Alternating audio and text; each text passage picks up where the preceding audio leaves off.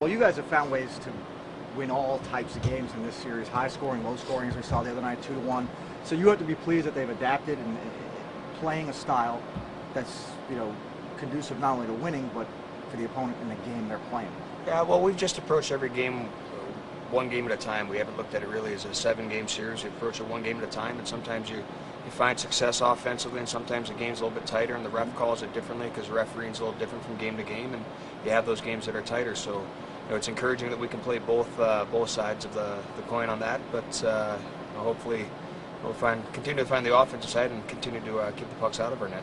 A little chippy the other night, but it's the playoffs, so that's to be expected. And now you've got a team down 3-0.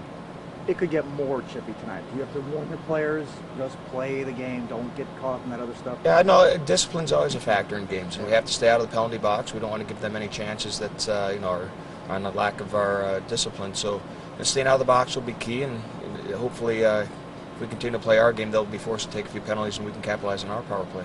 Well, Wade and Jonathan have been tremendous during this playoff series. Did you anticipate that? Do you see that coming a little bit once the regular season ended? Well, the playoffs is different, so you never know who's going to step up and who's going to elevate their game. But I think as a collective group, I think everyone's really just kind of progressively gotten better as we've gone along here, and I hope that trend continues.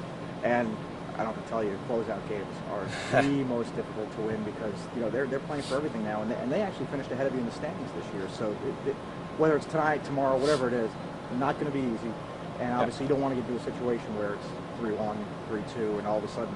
Yeah, we don't want to give them any life. And obviously, their backs are against the walls, and desperate teams are dangerous teams. So we're very aware of that. But again, we take it one game at a time. We hope to play our game and hope they have to adjust to what we do.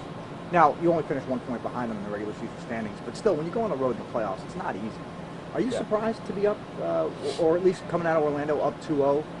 Well, absolutely. We didn't anticipate that, but we obviously gladly take it. We're in a good situation here, and we played well at home the other night, so hopefully we can continue to that tonight here.